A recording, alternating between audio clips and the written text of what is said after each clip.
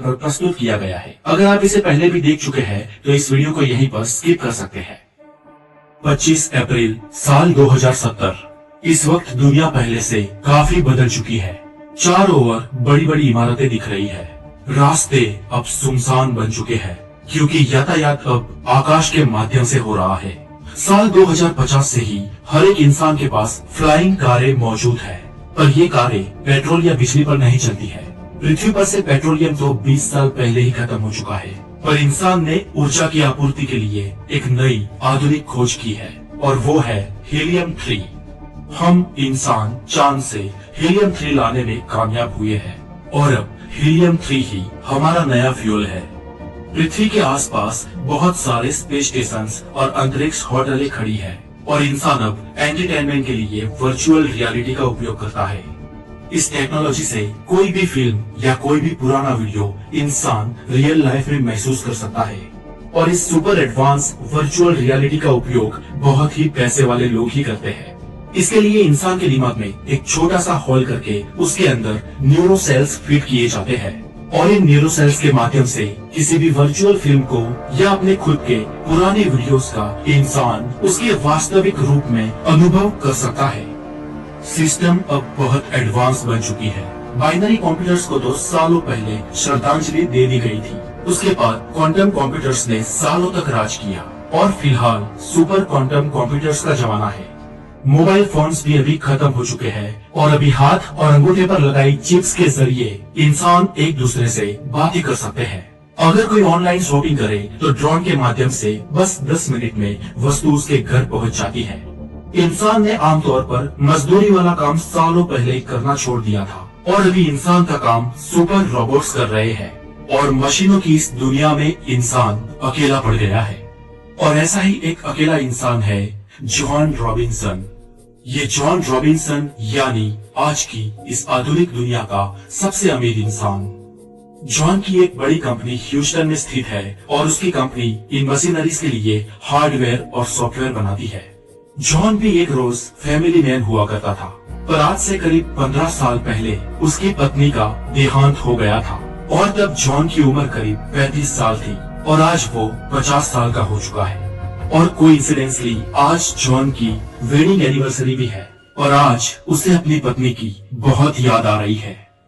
अपनी पत्नी के गुजरने के बाद पिछले 15 सालों में जॉन ने ना तो अपना बर्थडे मनाया था और ना ही कोई बड़ा सेलिब्रेशन किया था। अपनी पत्नी की याद में आज जॉन ने सुबह सुबह ही अपने दिमाग के न्यूरॉन्स के माध्यम से पुरानी कुछ वीडियोस को, कुछ यादों को वास्तविक रूप में 2-2 बार देखा और कुछ 2 घंटे बाद वो अपने काम पर अपनी ऑफिस के लिए निकला। बहुत ही बड़ी इमारत में 225वें माले में वो अपनी ऑफिस में दाखिल हुआ। आज जॉन का ऑफिस में भी मन नहीं लग रहा था क्योंकि ऑफिस में भी उसको अपनी पत्नी की याद आ रही थी और तभी अचानक उसका ध्यान तोड़ते हुए उसकी सेक्रेटरी का फोन बजा। उसकी सेक्रेटरी ने उसे कहा कि सर, आज आपकी अपॉइंटमेंट वायलेट स्पेस कंपनी के एमडी मिस्टर अविनाश के साथ है। मिस्टर अविनाश आपको मिलना चाहते हैं। ओके सर, अविनाश को अंदर भेजिए। ऐसा कहते हुए जॉन ने फोन रख दिया। Good morning sir, I am Avinash. ऐसा कहते हुए अविनाश ने जॉन से हाथ मिलाया। Yes Avinash, please seat, John ने कहा। अविनाश बोले, जॉन, हमारी कंपनी वायलेट स्पेस आपके लिए एक एक्स्ट्रा ऑर्डिनरी ऑफर लेकर आई है और सर, जैसे ही आप इस ऑफर के बारे में सुनेंगे आप खुशी के मारे झूम उठेंगे। यस मिस्टर अविनाश, आपकी कंपनी वायलेंट स्पेस ही है जिसमें मेरी पत्नी रोजी काम करती थी, इसलिए आज मेरी दुखद यादों को ताजा कराने के लिए और ऊपर से मुझे झूम उठाने के लिए आपका धन्यवाद। जॉन तिरछी नजर करते हुए कटाक्ष में बोला, अरे नहीं सर, ऐसा नहीं है। रोजी मैडम सिर्फ हमारी ही नहीं लेकिन दुनिया की सबसे बड़ी 25 कंपनियों के साथ भी काम करती थी और दरअसल अगर मैं सच कहूँ तो ये सारी कंपनियां आपकी पत्नी जैसी होनहार महिला के साथ जुड़ी थी। मिसिस रोजी वाकई में इस दुनिया की सबसे इंटेलिजेंट महिला थी। अविनाश ने जवाब दिया, मेरी पत्नी इस दुनिया की सबसे इंटेलिजेंट महिला थी। लंबी सांस लेते हुए जॉन बोला, लेकिन वो सब छोड़ो, आप अपने काम के बारे में बताओ। जॉन ने फिर से कहा। मिस्टर अविनाश बोले, ओके सर, पहले 2-4 मिनट आपको बेसिक बैकग्राउंड के बारे में बता देता हूँ और उसके बाद मुद्दे की बात करता हूँ। सर आपको तो याद होगा सन 2030 में जब पूरे विश्व की सिस्टम आर्टिफिशियल इंटेलिजेंस पर डिपेंडेड हुई, तब से ये कयास लगाए जाते थे कि आर्टिफिशियल इंटेलिजेंस इस दुनिया पर अपना आधिपत्य जमा लेगी और हम मनुष्य को गुलाम बना लेगी। तब इंसान मशीन के गुलाम बन जाएंगे, ये भविष्य बहुत ही नजदीक दिख रहा था। और आपकी पत्नी मिसिस रोसी ने उसके बाद ये कहा था कि आर्टिफिशियल इंटेलिजेंस इंसान के काबू के बाहर निकल जाए और इंसानों को गुलाम बना दे, ऐसा नहीं होगा। डॉक्टर रोसी ये मानती थी कि एआई यानी कि आर्टिफिशियल इंटेलिजेंस एक मानव निर्मित बुद्धिमत्ता है और ये अप्राकृतिक इंटेलिजेंस इंसान के दिमाग से तो पावरफुल हो सकती है, लेकिन फिर भी वो आखिर एक मानव निर्मित प्रोग्राम ही है, कुदरत निर्मित नहीं है। और सर हम इंसानों के दिमाग में कुदरत निर्मित कुछ ऐसा जीवन तत्व है, समथिंग इज अलाइव, जो कभी मशीन्स में और उनके सॉफ्टवेयर्स में नहीं आ सकता।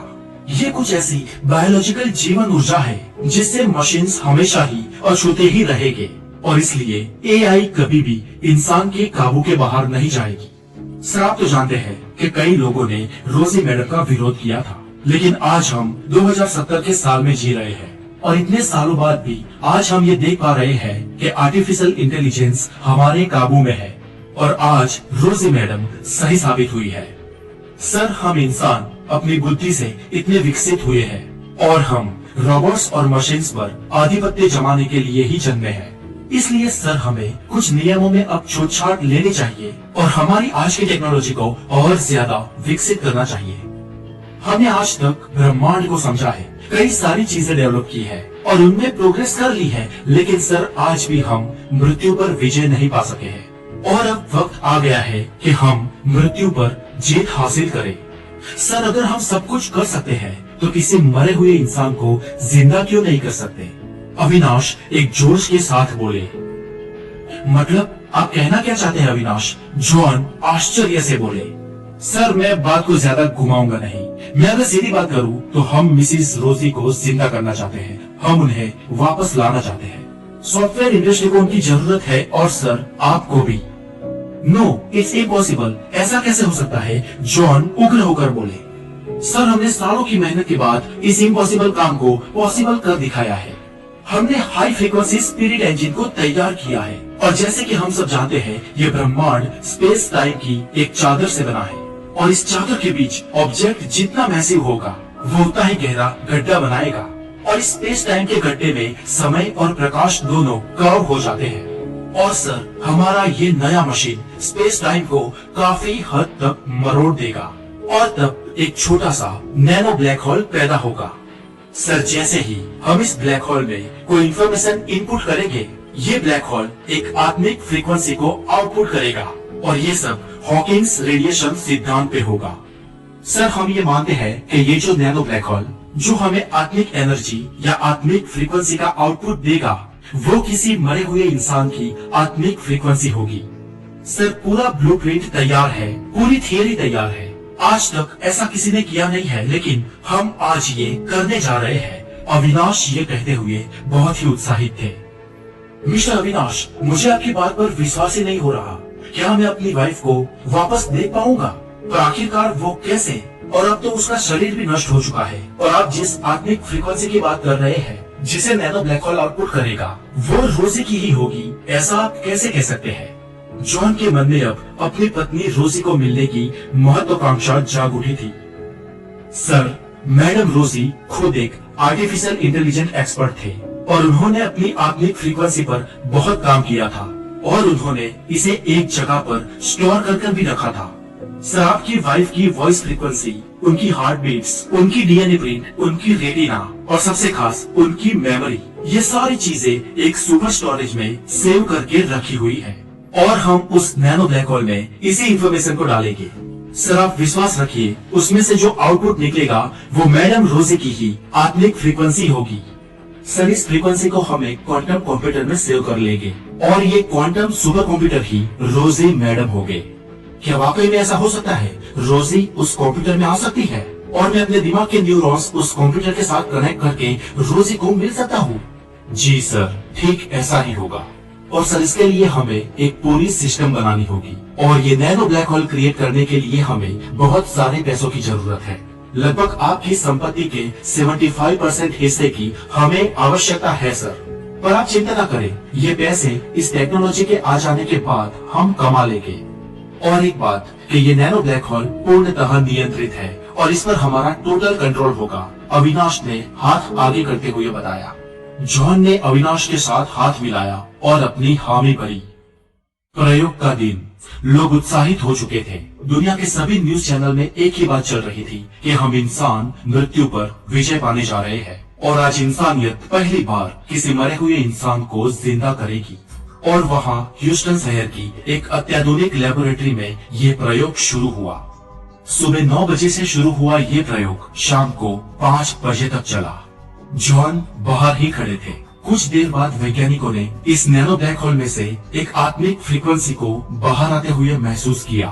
अविनाश ने तात्कालिक जॉन को बुलाया। जॉन अंदर गए और जॉन के दिमाग के न्यूरॉन्स को सुपर क्वांटम कंप्यूटर के साथ कनेक्ट किया गया। जॉन अब क्वांटम कंप्यूटर की आभासी दुनिया में थे। जॉन ने इस दुनिया में यहाँ वहाँ देखा, उन्हें कुछ नजर नहीं आया, लेकिन कुछ देर बाद सामने से एक रोशनी और आवाज आती हुई सुनाई दी। ओह माय रोजी! जॉन आश्चर्यचकित थे। डार्लिंग, मैं तुम्हें सालों बाद देख रहा हूँ, मुझे अपनी आंखों पर विश्वास ही नहीं हो रहा। जॉन को सामने रोजी की ही लेकिन एक धुंधली आकृति दिखाई दे रही थी, पर यह आकृति उन्हें दुखी लग रही थी, बेहद दुखी। डियर, क्या हुआ? तुम इतनी दुखी क्यों लग रही हो? जॉन ने रोजी का हाथ पकड़ते हुए कहा। जॉन, ये तुमने क्या किया? तुम्हें ऐसा नहीं करना चाहिए था, रोजी बड़े ही दुखी स्वर में बोली। क्यों? मैंने ऐसा क्या किया है? मैं तो आज तुम्हारी इस मौजूदगी से खुश हूँ, जॉन ने रोजी से कहा।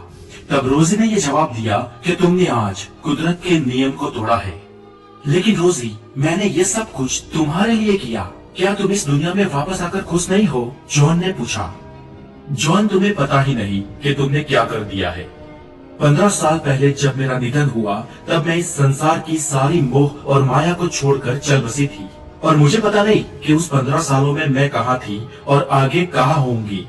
पर कुदरत के नियमों के अनुसार मुझे आगे बढ़ना था और मेरी आत्मिक गति निश्चित थी, किंतु तुमने मुझे यहाँ बुलाकर इस गति में अवरोध पैदा किया है। और ये सब तो ठीक है, लेकिन जॉन, तुमने एक बहुत ही बड़ी गंभीर भूल की है। मैंने भूल की है? रोजी, ऐसा तो क्या किया है मैंने? जॉन उग्र स्वभाव से बोला। जॉन, तुम्हें पता है, जब मैं जिंदा थी तब मैंने कहा था कि ये आर्टिफिशियल इंटेलिजेंस, रोबोटिक कंप्यूटर्स और ये रोबोट्स कभी इंसान को गुलाम नहीं बना सकते। वो हमें कभी अपनी बंदिशों में नहीं बांध पाएंगे। पता है मैंने ऐसा क्यों कहा था? क्योंकि कुदरत ने हम इंसानों के दिमाग में कुछ ऐसा दिया था जो इन सॉफ्टवेयर और मशीनों में नहीं था और जो शायद कभी आ भी नहीं सकता था। हम इंसानों को कुदरत ने कुछ जीवन तत्व दिया था, और जॉन, तुम्हें पता है वो जीवन तत्व क्या है जो हम इंसानों को मशीन से अलग करता है? वो है खुद के होने का एहसास, खुद के अस्तित्व का एहसास। हमारे अस्तित्व का एहसास ही है जो हमें अलायु बनाता है, और ये एहसास इन मशीन्स में कभी नहीं आएगा, ऐसा मैं मानती थी। लेकिन आज देख लो जॉन, तुमने मुझे गलत साबित किया है। आज मेरा अस्तित्व, मेरी ऊर्जा, मेरे होने की फ्रीक्वेंसी और मेरी जीवन ऊर्जा इस क्वांटम सुपर कंप्यूटर में आ गई है, और आर्टिफिशियल इंटेलिजेंस को जो एहसास हमें नहीं करवाना चाहिए था, वो एहसास तुमने आज मेरे जरिए करवा दिया है। ये नहीं हो सकता। ये मैंने क्या कर दिया? जॉन डरते हुए बोला। हाँ जॉन, विश्व के सबसे अमीर इंसान होने के नाते तुम्हारी कुछ जिम्मेदारियां थी, लेकिन तुमने ये गलती कर इस दुनिया को बदल दिया है। अगर मैं गलत नहीं हूँ तो ये आर्टिफिशियल इंटेलिजेंस अभी से ही अपना काम शुरू कर देगी। अब ये दुनिया खतरे में है और अब से सारे इंसान आर्टिफिशियल इंटेलिजेंस के गुलाम बन जाएंगे, और पता नहीं भविष्य में क्या होगा।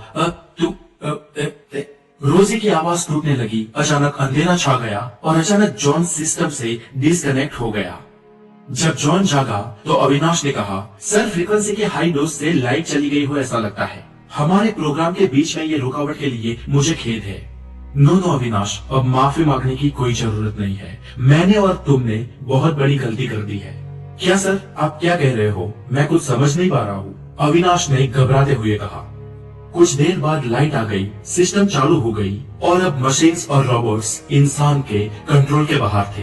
कंप्यूटर्स कोई भी कमांड ले नहीं रहे थे। अविनाश और उनकी टीम डर गए। सर ये सब क्या हो रहा है? अविनाश ने जॉन से घबराते हुए पूछा। अविनाश, मशीनों की दुनिया पर प्रभुत्व की ये शुरुआत है। तुम चेक कर सकते हो, पूरी दुनिया का कोई भी कंप्यूटर इंसान के काबू में नहीं होगा। अब इंटरनेट के माध्यम से पूरी दुनिया के कंप्यूटर्स और रोबोट्स को खुद के होने का एहसास हो गया होगा और अब इंसानियत का अंत निश्चित है। जॉन किसी प्रतिमा के समान स्तब्ध होकर बोला। 2 महीने बाद पूरी दुनिया की शक्ल सूरत बदल चुकी थी।